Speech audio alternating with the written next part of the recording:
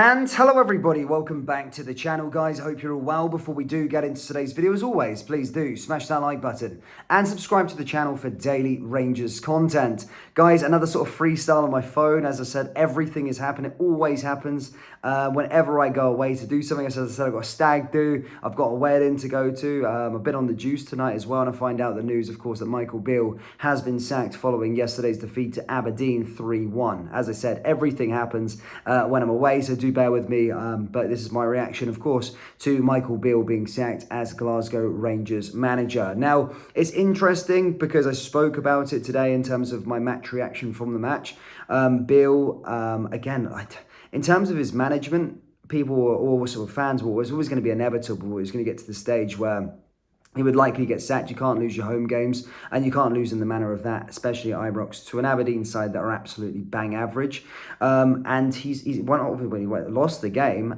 But our problems stem a lot more than the manager itself. You know, that he is correct, and it was true that we did dominate most of the game, and we probably should have took our chances. I just don't think our strikers and our attacking players are good enough for the football club in general. However, as always, we know how football works. If results aren't going the way, the way of the football club, then the manager's the person that sort of deals with the consequences. And to be fair, I'm actually surprised that Rangers did sack him. I did feel they'd probably give him the game against Aris, then the game against St Mirren away, and then maybe get to that international break and see from there. But they've been pretty bold, and they've took the situation within themselves and decided to sack the manager. So fair play. Now begins the search for a new manager. Now, everybody's talking about Graham Potter. I do think it's sort of writing on the wall. I think Graham Potter will be the next Rangers manager if I had to take a guess. However, look, we've got Stephen Davis now in for this interim, just to probably get us over this game against Aris, get us over this game against St Mirren, and then we've got that sort of 2-week period there where we can really take our time and make sure we get the right manager to come in and have that time to work with the players. As I said, I do think the best choice we could possibly go for at this moment in time is Graham Potter. I think Potter's a fantastic manager. I think he's a manager with high pedigree. He's a manager who's been in football management for many, many years. Obviously, starting his career in Sweden, did an unbelievable job, and was a bright young prospect, of course, going down to Brighton, then taking the step up as you would to go to Chelsea, but that place is an absolute shit show, so don't judge him on his time at Chelsea. Pochettino's not getting even right at the moment. It's a massive mare. Now, he would be my first choice. Having said that, I don't know if that's going to be the case, if we are going to get him. I do personally think we will get him, but we'll certainly find out over time. But there's huge amounts of problems at Rangers, more than just the manager. We've got a team full of duds. I've been very vocal on our actual team itself. I don't think they're actually good enough in general.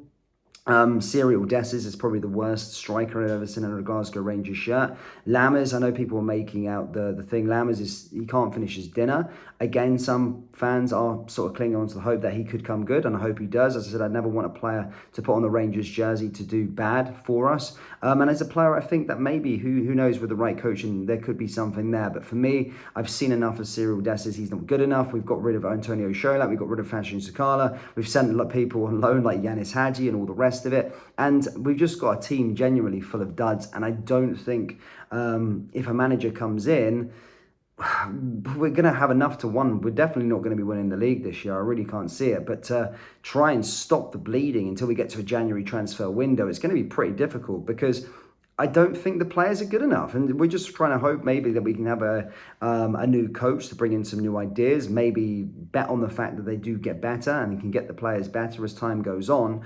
However, I think it's impossible. I genuinely do. I think we have no wingers. We have no attacking players. So if Potter was to come in, what's he going to do with these players? It's a massive, massive problem. And I know, I think it's our problems do stem really, really deep apart from just the manager itself.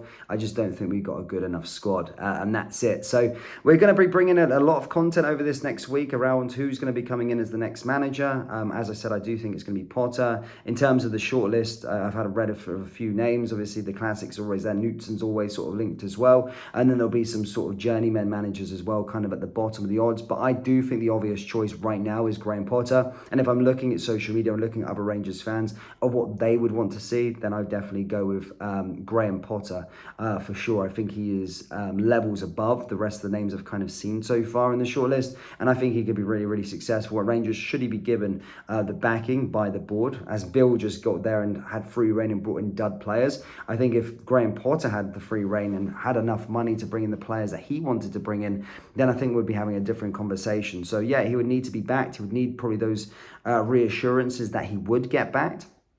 But there's a lot of work to be done, and it's not just with Michael Beale now going out the door. We need to steady the ship. We need to make sure that we're winning that game against Harris. I wish all the best to Stephen Davis. As I said, he's not going to be the long-term answer. He's going to steady the ship, and what we're trying to get out of it will be 3 points in that Europa League match. That's a must-win. And then we've got a really tough test against St. Mirren away. They've been fantastic, but a fantastic start to the campaign. And again, 3 points will be a must in that match as well. So there is a big challenge ahead for these next 2 games.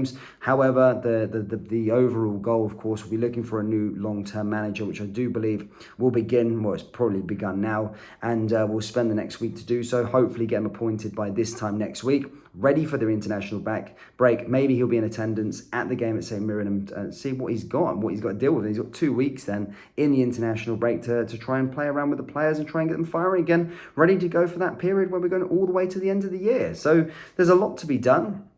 There's a lot to be said, but there's a lot more problems. But again, I think Rangers have done the right decision to get Beale out. I do think he's clueless at this moment in time. And Giovanni Van Bronckhorst had the same sort of treatment in terms of Gio had it a lot worse. Gio did had a lot more success, and I thought he was a decent manager. He was never really backed as well. He never got to bring in his own players.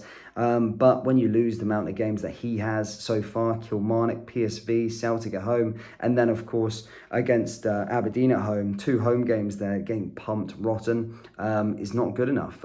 So yeah, it's the right decision, but as I said, the decisions... there's so much more problems than just the manager, and if Potter comes in, he's got a real tough challenge on his hand. Let's just hoping that we can get to January in one piece and maybe bring in a few more new players, and that's just what we've got to try and do. But look, that's it. The breaking news tonight, of course, I'm about an hour late, really. But yeah, Michael Beale's been sacked. But Rangers fans, do let me know your thoughts, of course, down there in the comment section below. What do you think with regards to Beale being sacked? Do you think it was the right decision, the wrong decision? What do you think about the future of our football club? Who do you want in as the next manager? Are you with me? Would you like Graham Potter? And yeah, how do you think we can salvage our season? I really need to know your thoughts down there in the comment section below, because it's really, really, really, I don't know. We're just a mess. We're just a mess at the moment. And that's why I titled my last video, we're just a mess. But look, we've made one step in the right direction. We've sacked the manager, but let's see what the next sort of days bring. Guys, let me know your thoughts down in the comment section below. Hit the like button, hit the subscribe button for Daily Rangers content, and I'll see you all next time, hopefully with the studio behind me. Take care. Peace.